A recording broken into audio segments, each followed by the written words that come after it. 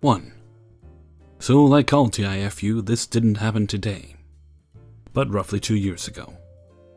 So I was working in a restaurant at the time, a golf club one, where it's the insane summer and all that. The chef took the habit to set up a barbecue outside during lunch, where rotating cooks could take their turn each week and make their own menu to practice creating their own stuff and preparing it, under the supervision of the chef, of course. The barbecue is in the middle of the terrace. We have access to a 6-foot counter, L-shaped, a fridge, a parasol, and a plate heater.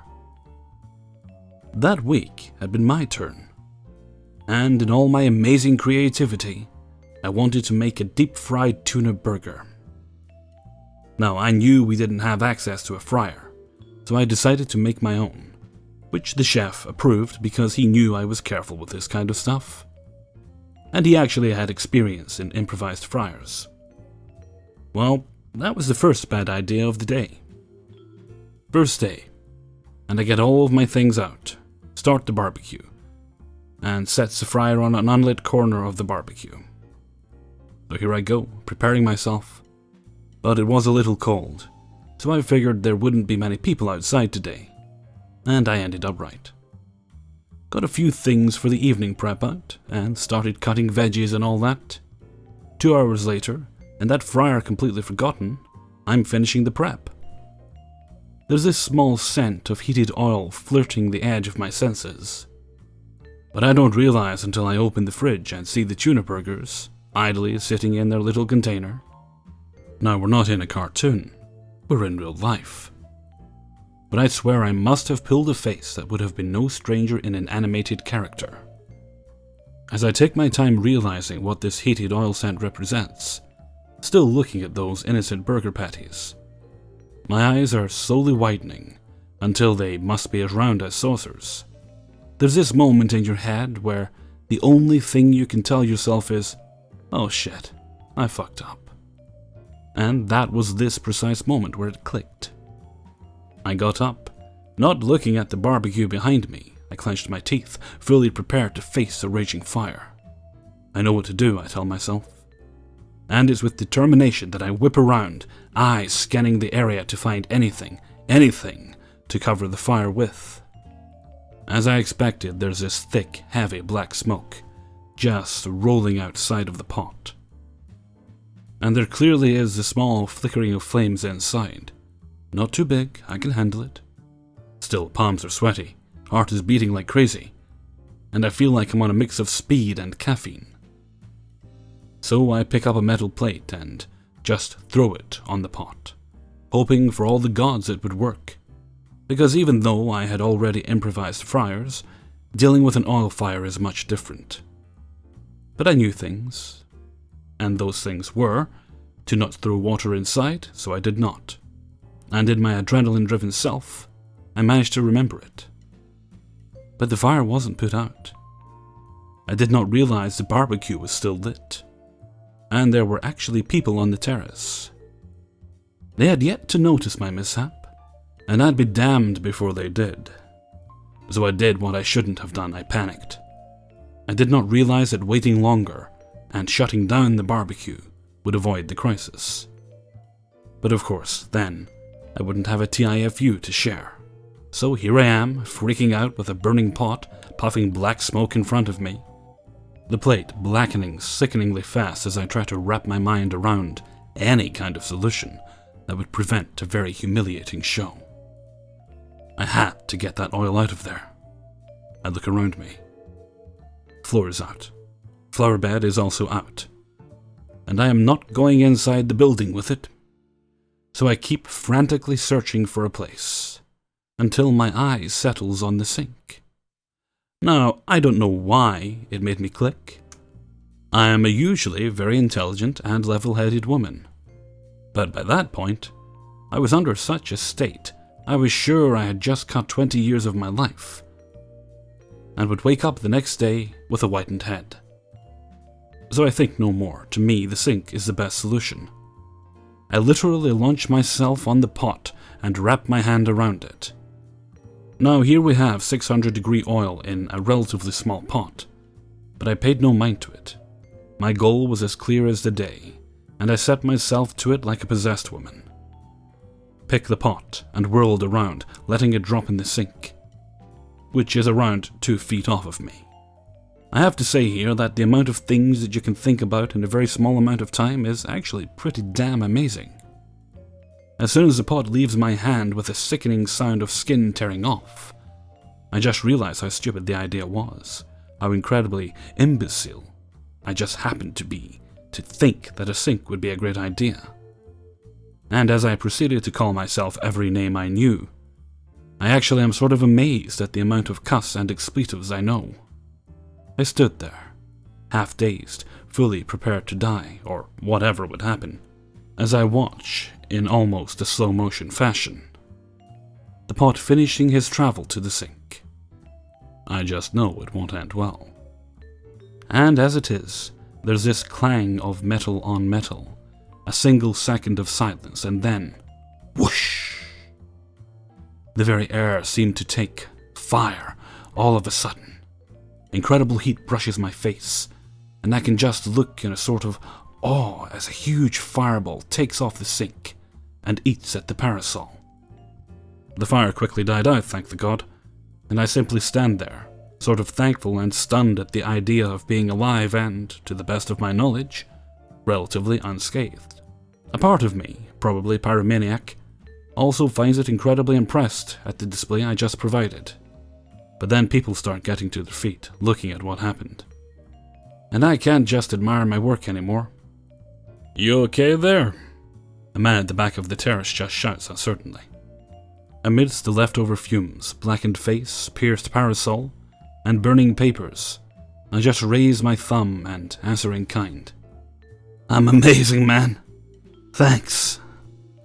People aren't sure what to do at this point, and I have to admit that my hand hurts. I feel like crying and the adrenaline is still coursing in my body, giving huge tremors to my hand. But I grit my teeth, mask the pain, and start shuffling around, putting out the fire. So they sit back and cautiously start back their conversation. Once every ounce of fire is put out, my hand is now burning really intensely. Not just inside where I know skin is missing from sticking to the handle of the pot, but also on the sides and generally everywhere up to the elbow. I look at it, and I see the skin just peeling off of around a good part of it. Now that's when the pain settled in. The adrenaline just left, and I felt pretty exhausted and still terrified. I choked and emitted a sort of whiny gurgle of pain in the back of my throat. I couldn't do this anymore, so I took off, rushed in the kitchen, and there was my co-worker, just whipping up lunch and briefly looking up to me. "Oh great, I was just about to fetch you out. I made pasta. You want them browned?" I don't know what sort of sound I made, but he quickly realized that it wasn't any kind of answer to know if I wanted cheese on my pasta. So he looks at me properly and breaks down laughing. I didn't know what to do at that point. I was cradling a pretty heavily burned hand, tears streaming down my face from the pain, and my co-worker is just there laughing his ass off. This caught the attention of the sous chef who arrived, and his expression is quite different from the other cook. He just looks horrified and rushes at me, taking me by the shoulder. "What the fuck happened to you?" And then the only thing I could say in all my misery was, "I'm sorry, I think I burned the parasol out there."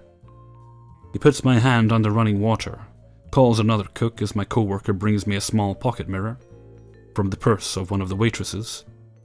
"Shouldn't have laughed, but I couldn't help it," he said, looking incredibly apologetic. I look at myself, and I just see this disheveled woman looking more than a little panicked, and face slightly blackened from the smoke. And there I see it. My eyelashes and eyebrows had burnt. They had not withstood the heat and had promptly disappeared from my face. It took them a full month to grow back to normal. My hand healed faster than that. After every one of the staff took a great look at me, rushed in to say the parasol had burnt, and asked me what happened, I went to the hospital where they basically told me to keep it under wraps apply antibiotic ointment on it, and, once the skin is new, to regularly moisturize it to minimize the size of the scar. General treatment, as I knew. Thankfully, I didn't get fired or anything. My boss just told me the wound was part of the experience, and more than enough to make me remember to never ever mix oil and water. I got teased for the remainder of the summer, and as far as I knew, the parasol is still standing with the same hole in it 2 years later. The hand healed up pretty well, and the face was absolutely undamaged once the missing eyebrows and eyelashes grew back. All in all, I got incredibly lucky. 2. I had this rooster who was, without a doubt, the most rubbish rooster in the world. Personally, I think it's because he started out life as a girl chook. We bought him as a young layer, but as time wore on, there was nary an egg to be seen, and I started realizing he was just not a girl at all. Not because I could see his dangly bits or anything, he just started looking roosterish. Anyway, there are 2 reasons he's a rubbish rooster. Firstly, he has no clue as to when roosters are supposed to crow. In the movies, as soon as the sun starts coming up, the old rooster would climb up on a fence post and cock-a-doodle-doo to wake everyone up. Not this bastard. He crows at 9 AM, 2 PM, 8 PM, or 3 AM, but never at any time which is remotely useful, like 6:30 AM on weekdays. Secondly, he's got rage issues. When we would go into the chook house, as far as he is concerned, it's not to collect eggs or feed them or clean out the chicken crap. He assumes we're there to mock him about his transgender upbringing, so he pecks and scratches and chases. I was away for 2 weeks for work once, and my wife was forced to leave the hen's eggs to go manky because he just wouldn't let her in the cage. Anyway, we live right on an urban-rural boundary, and across the valley is a bunch of houses. One night, at about 2 AM, I was out on the deck having a coffee and a smoke, and there the little shite started crowing, telling everyone the sun was coming up in the fucking Iceland, or somewhere other than here. Some poor bugger who had obviously put up with my defective alarm clock for one night too many started yelling, "Shut up, you stupid bastard!" I figured that we would start having some legal hassles because of this useless rooster. Sure enough, a few days later the council rang up and said there'd been a complaint, and that we needed to get rid of the rooster. Not being wise to the ways of animal protocol, I asked what he meant by get rid of. The council fella replied, "I don't know. Chuck him in a pot or something. I don't care. Just get rid of him before Monday." Anyway, transgender, defective or not, I hated the idea of lopping the head off and eating him, so I came up with a plan. There is a bloke who has a small holding not far from us, who seems to have some sort of poultry obsession. He's got chooks and turkeys and geese and ducks and guinea fowls, and I reckoned he wouldn't notice if I snuck down one night and just chucked the rooster over the fence. Easy as pie, I thought, which coincidentally was my plan B. Now, the council rang on Thursday, and despite my most cunning plan, I completely forgot about the chook. On Friday night, it didn't even cross my mind, and on a Saturday, I was thinking about way more important stuff than chooks and forgot again. Finally, at 11 PM on Sunday night, I remembered. Bollocks. So I grabbed a box, snuck into the chook house and grabbed the rooster before he could wake up to start a fight with me. Hopped into my ute and zooted off. Because it was the middle of the night, I just had an old vest, a pair of stubby shorts, and had chucked my gumboots on as they were the closest thing to the door as I was leaving the house. I was bombing down the road when, bloody hell, I came around a corner and saw a police booze bus and a group of cops flagging me down. A copper came up to the window and went through the normal routine. "Have you been drinking? Where do you live? Could you blow in this tube? Blah blah blah." Then he pointed at the box which was sitting on the front passenger seat and asked, "So, what's in the box?" It's a chook, officer." "Oath, a chook?" Yep, taking him to a mate's place. He clearly didn't believe me. Can I have a look? He said. No worries. I indicated he should come round the other side, and I opened the box up just a little so he could peek in. At this point, I'll remind you about the rooster's quite serious need for an anger management course. He'd been woken up in the middle of the night, hauled out of his harem, manhandled by someone who forced him to live as a hen for the early part of his life, and then shoved into a box. He's beyond irritated. I'll also remind you that it's 11 p.m. and by the dim light of a street lamp, even a cop with the eyes of an eagle is unlikely to see much through the little hole I've opened up in the top of the box. Despite all this, the last thing I expected this stupid bastard to do was stick his whole hand in. As far as the chook was concerned, this was adding insult to injury, and so he did what angry chooks do. He had a go at the cop's hand. The cop crapped himself and yanked his hand out, opening the top of the box right up. The chook, sensing a chance at freedom, leapt out of the box in a panic. The cop slammed the passenger door shut. I was frantically trying to close my window and grab the rooster at the same time so he didn't get out of the truck. And there was flapping and swearing and pecking galore, and fucking crowing, which started this whole mess in the first place. The cops were pissing themselves laughing while I grabbed and wrestled the chook back into the box. As I regrouped, wiping chicken shit and blood off my face, and trying not to think what the rest of the truck looked like, the cop came back to my window and tapped on it to open up.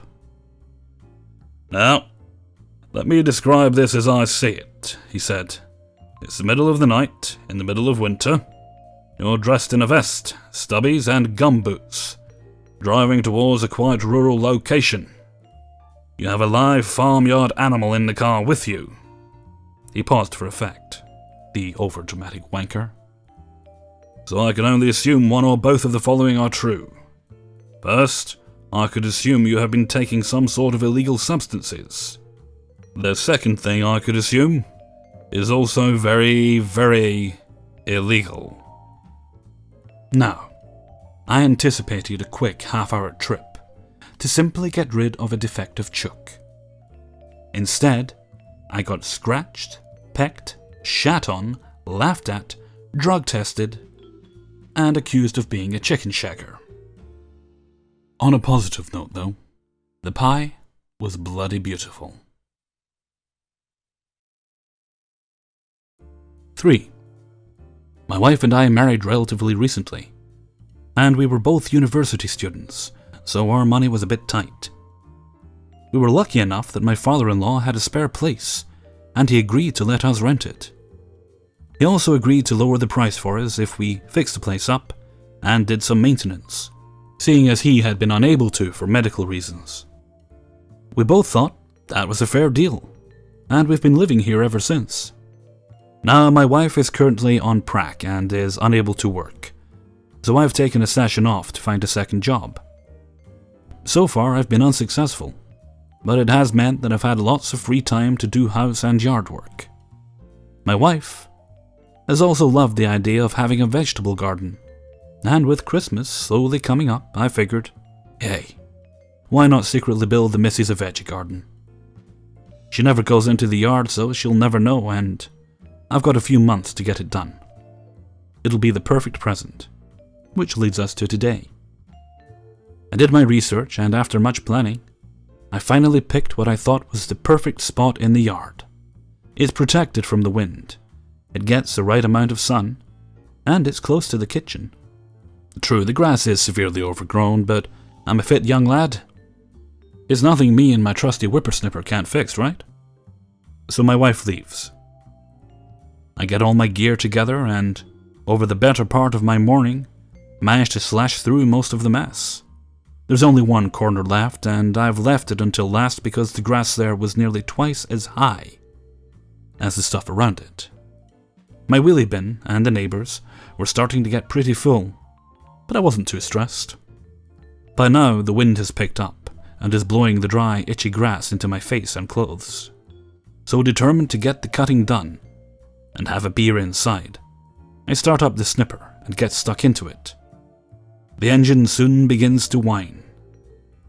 And on closer inspection, I see that there's a pile of wood buried underneath the grass. No worries, I think. That explains why the grass here is so high. Old mate father-in-law must have stored his firewood here. I pull another Tim Tam out of my pocket to keep my energy up, and get stuck into the grass so I can pull the wood out. I cut deeper and deeper, until suddenly the whippersnipper hits it. A spider's nest, looking nearly as big as my head, had been built underneath all the wood, and the cable from my snipper went straight through it, throwing thousands of these little spider bastards straight at me. I screamed. Something I instantly regretted, as the wind I mentioned blew even more of the spiders into my face, filling my mouth and hair. Now, in case you couldn't guess, I live in Australia. I don't mind a cheeky spider now and then, and if a particularly brave bugger wanders into my house, then I politely rebuke him, trap him in a Chinese food container, and release him outside. Except for white tips, screw them and everything they stand for. But this was too much. I could feel them climbing under my clothes, seemingly trying to bury their filthy little heads into my skin. Gagging and stripping off as quickly as I could, the nest I cut through began to seethe with the little pricks, and I could see deep in the nest something thrashing about. I didn't hang around to get a close look, though, because it looked more pissed than a constipated drunk trying to take a shit. I ran as quickly as I could to the house, doing my best to tear off my shirt and jeans in the process. When I got to the bathroom, I jumped half naked into the shower, turned it on full ball, and scrubbed my skin until I had sent the last of the demon spawn back to their godfather, Cthulhu. I checked myself from top to bottom, and luckily, either the mongrels were too small to bite me or Lady Luck wants to sleep with me because I couldn't find a single bite mark. So here I am now, dried off and warm, but still shivering and coughing. I'm thinking the next time I go back there, I'll be returning with fire. Lots of fire. 4. So I come from Malta, a sunny island in the middle of the Mediterranean, where people are thought to abide by the Holy Trinity, these being politics, religion, and parties. The Maltese are friendly people, really. We tend to make our utmost to show tourists from all over the world what a gem Malta really is. So my TIFU happened about 4 years ago. I used to work with an organization which is a language school that provides multinational students the facility to come to Malta in order to learn English. I was a student at that time and was employed as a part-time receptionist. Job description said it all. As a receptionist, you are an employee that takes an administrative support position. How hard could that be? Well, let me tell you. So it was the summertime, and I headed to work as per usual. It was about 6:45 p.m. when I arrived at the apartments where the students used to board during their stay here at Malta. As Jimmy was about to leave, Jimmy was the full-time employee during the general morning shift. He had reported that a couple of students had arrived. Great, thanks for the information, Jimmy. We'll make sure that everything stays settled during the night shift.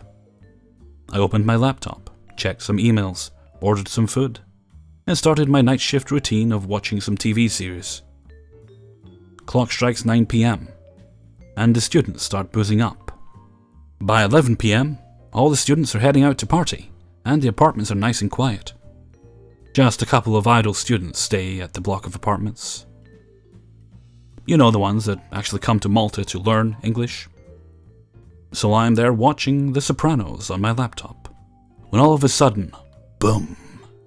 The door slams hard to the wall. A man dragging this other guy from his neck rushed up to my reception desk. Just to give you a better picture of this scene, the big gun alpha male was 6 feet tall, dark complexion, with coarse hands, wearing golden rings with the diameter size of a freaking Samsung post. He was the type of person we Maltese call a typical Hamalu. You can search it up to get a better idea. The man being overridden, of course, was of a small stature, pale complexion, fair-haired. As you might have guessed, this man was our main host, Russian. "Listen you," MacLeod said. "Tell this guy that he needs to pay me money." "Yes, sir. Can you please tell me what he needs to pay and how much, please?" I said gently. The MacLeod responded, "I run a taxi service and he needs to pay me 100 euros.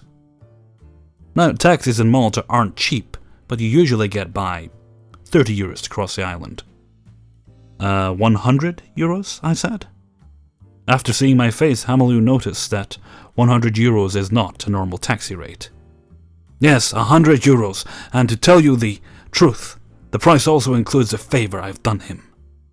Now at this time, Russian didn't know what the hell was going on. Russian was wasted. Deep down into the wastelands of wasted. I mean, the smell of vodka on this guy was incredible. To all the Russians out there, you sure have one hell of a stomach. MacLeod continued to add, "Listen, cut this shit. I took this guy to go with a prostitute, and now he owes me money. I want my money." At this point in time, I've noticed that this guy is not your regular MacLeod. He is the MacLeod of MacLeods, a MacLeod pimp. "Okay, man, calm down. I'll tell him to give you the money, but I don't want no trouble. So calm down, and let's talk this through," I said. So the pimp, I can call him a pimp now just to make things easier, releases Russian from his solid grasp. Poof, not a freaking second passes, and Russian rushes out of the freaking door like there's no tomorrow into Malta's oh-so-mazy streets. The pimp doesn't say a word, looks straight into my eyes. I'm still amazed at how fast Russian decided to act. I mean, this guy was dead drunk, and just a second after, he's like a gazelle. My heart felt as if it was stuck in my throat. I was confused and scared shitless at the same time. The pimp reacts and rushes out the door yelling, "Russian! Give me money!" Okay, no time to lose, I said to myself. I called the school in order to explain what had happened. Now this just shows you how some organizations tend to handle things here in Malta. After doing my explaining, the guy on the other end of the line responds, "Just close the door, the other students will be able to come in as they have the key." Poor Russian. I decided that the best choice for the safety of the other students is to obey orders and close the door. So you have to understand that this shit was exhausting, and me being the 19-year-old that I was, I decided to take a nap. So I grabbed the pillow from one of the shelves where the maids used to stack them, went on the reception sofa, and took a nap. A few minutes later, whilst undergoing my nice cat nap, I felt someone is staring at me. I opened my eyes and there he is, MacLeod Pimp.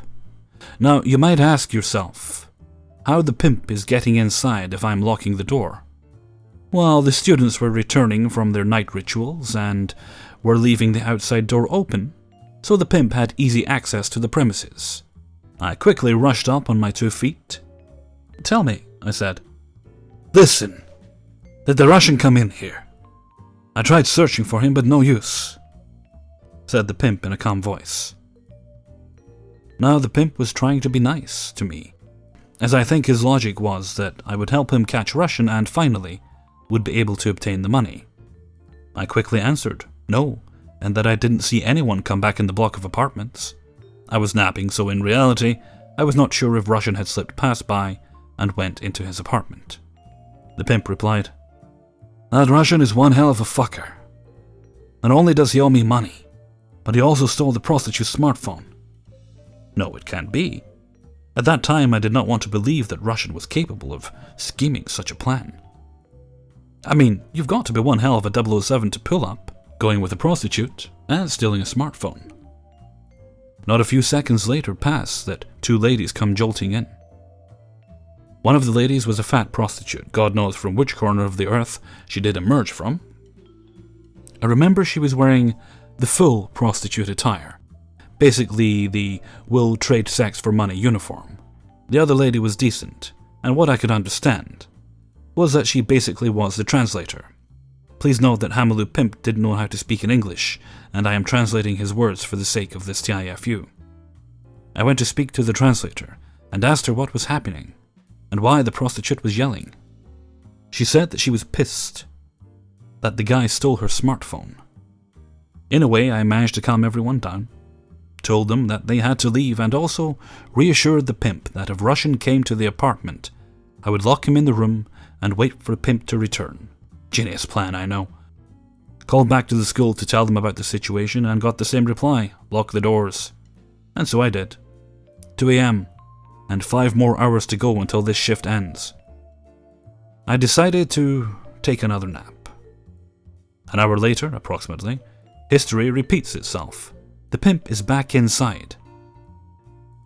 Russian is inside. I saw him. He's in his apartment. The pimp said. Now, I wasn't even sure in which apartment Russian was residing. I asked the pimp if he was sure, and he replied that he was 100% positive. He rushed to the apartment door, and at that instant I stopped him. Listen, let me handle this. I will get you your money. I don't want any trouble, and you don't want trouble too. If anything happens, the police will be here at any moment. Having access to the apartment via the master key, I knocked and opened the door. There was a quiet Turkish student on the sofa. Hey, Turkey, is there a Russian living here? I said. Yes, he's asleep there, he said. So I rushed through the apartment hallway into the room, opened the door, and there he was, Russian in all his glorious naked self, sleeping on the bed. Behind Russian, on the bedroom windowsill, was a vibrating smartphone. I grabbed the mobile, swiped it, and couldn't believe my eyes. It was the prostitute's mobile. There was a photo of the lady in the background screen, so this confirmed it was hers. Bad Russian. Really bad. I tried to wake Russian up by shouting, "Wake up!" as I didn't want to touch the naked guy. After a number of tries, I successfully managed to wake him up. I tried to explain to him that the pimp was outside. Pimp outside! Big trouble! You have money? I said. Russian was shit in English, but I think he understood what was going on. He rushed his naked self to his suitcase and got out a plastic bag. There was 120 euros inside. Good. Wait, I said. Suddenly, a large bang comes from outside the room. We quickly rushed out. What a group we were inside that apartment. Myself, a raging pimp, a frightened Turkish man, and a Russian with his Peter out. Listen, I have your money. We can end everything the right way. Russian is sorry. Let's end this, I said. The pimp came and asked for 180 euros. This was not the original asking price. The original price was 100 euros. I told him that he only had 120 euros. He took the money and the mobile, went in front of the Russian, looked into his eyes and said, "Bear the Russian," and left. I walked the pimp out to make sure that he left the premises. The pimp came up to me and said, "Here's a 20, and left. I headed back to Russian's room and gave the 20 euros to him. I remember my words to Russian were, "Russian, take this 20 and take care," and left. I closed the door, went to the reception room, set my alarm for another hour, and took my well-deserved nap. 5. When I was 10, my little brothers were 9 and 7. When we had to go to church, we would sneak out of our youth group classroom and play in the orchards behind the church. Well, this particular season, the beekeepers had all the honeybee boxes out in full operation, so there were bees everywhere. A few times we would get close to a bee box and kick it or throw rocks at it and quickly run away. But this day we were extraordinarily bored and yearning for excitement.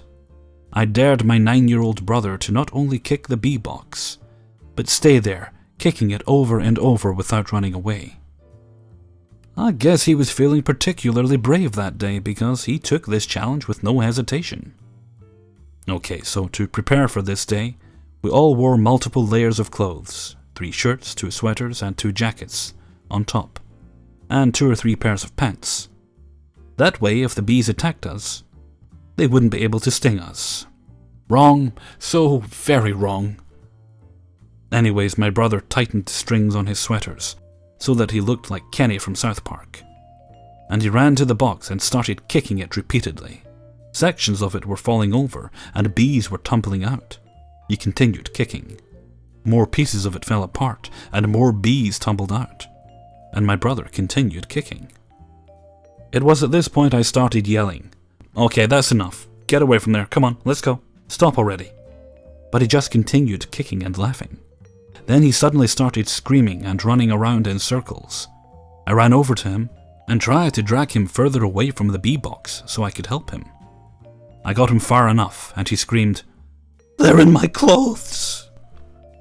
And he was bundled up in so many layers of clothes that he could hardly move his arms, let alone remove his own clothes. So my 8-year-old brother and I began tearing off all his clothes and, oh my god, there were so many bees. Every article of clothing I removed from him had about 20 to 30 bees inside. I would remove a sweater, ripping it from his arms and head, and use it to swat at him and whip him until the bees were off, then run further from those existing bees and repeat this process over and over again until he was finally in his underwear. He even had to take those off and shake all the bees out of them before he could put them back on. At this point, my poor brother looked like he had smallpox or something covering his entire body. He was groaning in pain, and we were trying to get him to hold his shit together without breaking down in tears. Finally, after spending the next hour or so tediously and carefully extracting every bee from every clothing garment, we went back into the church just in time to catch up with our parents and go home. We had to leave a few sweaters and shirts behind because there was just too many bees in them. We never told our parents because that would mean they would then forever keep a better eye on us when going to church. And that means we would actually have to start attending our youth group classes instead of going on our own little secret adventures, which were far more fun than the class. I have to add this in real quick too. One time while ditching church service and wandering the church halls and excavating vacant rooms in the building, we found the baptismal room with the little hot tub thing full of water. We were playing in that room for a few minutes. Then I turned around to see my 8-year-old little brother taking a piss in the baptismal water. I screamed at him to stop, but it was too late. He had already finished. So we got scared and ran to join the rest of the church in the big room where the pastor was giving a sermon. 10 minutes later, I shit you not, they announced that they will now be performing baptisms. I had to watch 13 people of various ages and genders get baptized in my little brother's urine. Needless to say, we never told our parents about this incident either. Hey everyone, Hellfreezer here, and thank you very much for listening to 5 True Embarrassing Stories, episode 13. Now, I would like to thank everyone for all the support and concern with the recent rash of theft of my work. It looks like that particular channel is gone now. Unfortunately, fighting these things is like fighting a hydra. That channel's gone. There is now another channel that's cropped up with the same name, True Scary Stories. So far, they haven't uploaded any of my work, but they are uploading work by many other narrators, and they're claiming in their videos that they have private agreements with the people whose work they're uploading and that they have permission to repost everything. Doesn't really make much sense, and some of the people whose work they're putting up there, I don't think they'd agree to let someone else just repost their videos. Doesn't make a lot of sense, does it? I have, however, come across 2 other channels that are causing problems. I'm sorry to bellyache about this on what should be a fun video, but I just wanted to address the issue right here and now. There is one channel, it's Enjoy something it's called. I'm not concerned about this one because they are reposting my work, much like the True Scary Stories Nightmare Moon was doing. But they're trying to disguise it. What they're doing is they're putting music over the video, and they've cranked the bass up so high, it's practically just it's a rumble when I'm talking. Presumably to make it sound like someone else, but it's very obvious it's still me. So there's that one, and there's another one, which has actually made me quite angry. I was annoyed by the others, but this one's made me angry. There is an actual full-on fake Hellfreezer channel out there. They've stolen my name, they've stolen my artwork, my icon, and of course my videos. So, I just want you all to know that yes, the channel name is Hellfreezer, but the address of the channel is King of the Cities. That's easily checked. And also, I do not hide my subscriber count. My subscriber count is currently 21,700 and something, getting very close to the 22,000 mark. This channel hides its subscriber count, and if they stop doing that, their subscriber count will be very low in comparison to my own. So that's another way to identify the difference between the two channels. I have contacted YouTube and explained that, there are copycat channels out there, and requested that they give me a verification badge. But they very politely, I must add very politely, but they turned me down flat, telling me I just didn't meet the requirements for it. Which is annoying because there have been exceptions to that sort of thing in the past, but I've asked, have said no, that's really as much as I can do. I'm just going to have to hope I can get up to that 100,000 and then ask again. Also worth pointing out, they seem to have disabled comments on their videos. I do not disable comments on my videos. I like people to comment. It is helpful for the videos, and quite frankly, it's just plain rude if you don't allow your subscribers to give a little feedback. Now you're probably wondering, well, why don't you just report them as an impersonator? Well, that's what I should do. I really should do that, but that does open me up to retaliation, and my channel's just too important to me to risk losing to false claims. And that is currently the long and the short of it. Actually, the second time recording this outro because it was too long the first time, and it's still too long. Oh well, so I'm going to head off now. So until next time, thank you very much for listening, and take very good care of yourselves.